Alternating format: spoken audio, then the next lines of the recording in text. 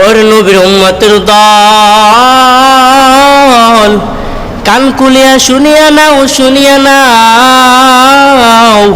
কাল ওই হাসর ময়দানে 70,000 ফেরেশতা 70,000 শিকল দিয়াও ওই জাহান্নামকে আটকে রাখতে পারবে না, আটকে রাখতে পারবে না।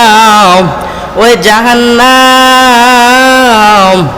ওই জাহান্নামী বান্দাদের দিকে আসবে আর বলবে, ওই জাহান্নাম আল্লাহর কাছে বলবে, ও আল্লাহ, আমার পেটে অনেক খিদা, অনেক খিদা। ওই জাহান্নামী বান্দাদেরকে তাড়াতাড়ি আমাকে দিয়ে দাও। ওরে নবীর উম্মতের দল, ওই জাহান্নামকে 70,000 ফেরেশতা 70,000 শিকল দিয়েও আটকে রাখতে পারবে না। ওই জাহান্নাম সামনের দিকে আসতেই থাকবে, আসতেই থাকবে। আমার মায়ার নবী সঙ্গে সঙ্গে সিজদায় পড়ে যাবে আর বলবে, হে আল্লাহ, এখন আমার বান্দাদের কি হবে, আমার বান্দাদের কি হবে? আমার আল্লাহ পাক রব্বুল আলামিন বলবে, ও নবী, আমার মুহাম্মদ বন্ধু, দাঁড়াও, মাথা উঠাও, মাথা উঠাও, কোনো চিন্তা করো না, কোনো চিন্তা করো না, আমি থাকতে তোমার কোনো চিন্তা নাই। আল্লাহ পাক রব্বুল আলামিন তখন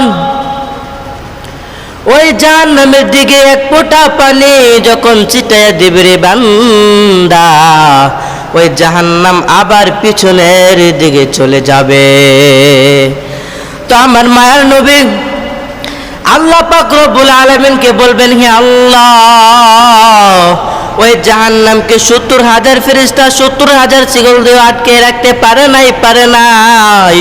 তুমি এমনকি পানি দিলা, এই একটু পানির দ্বারাতে আবার জাহান্নাম পিছনের দিকে চলে গেছে। ও আল্লাহ, তুমি কি পানি দিলা, ওই জাহান্নামকে পিছনের দিকে চলে গেল। ও আল্লাহ, যে জাহান্নামকে 70,000 ফেরেশতা 70,000 শিকল দিয়ে আটকে রাখতে পারে নাই, তুমি কি এমন পানি দিলা, ওই জাহান্নাম আমার পিছনের দিকে চলে গেল। আল্লাহ পাক রব্বুল আলামিন বলেন, ও মুহাম্মদ, আমার বন্ধু, আমার নেককার বান্দারা দুনিয়াতে তাকিয়ে আছে, ওই জাহান্নামের ভয়ে কান্না করত, ওই আমার ভয়ে কান্না করত, কবরের ভয়ে, কবরের আযাবের ভয়ে কান্না করত। আমি ওই পানিটা জমায় রাখছি, ওই পানিটা আমি জমায় রাখছিলাম, ওই পানি দিয়ে আজকে আমি ওই জাহান্নামের দিকে ছিটাই দিলাম, ওই জাহান্নাম পিছনের দিকে চলে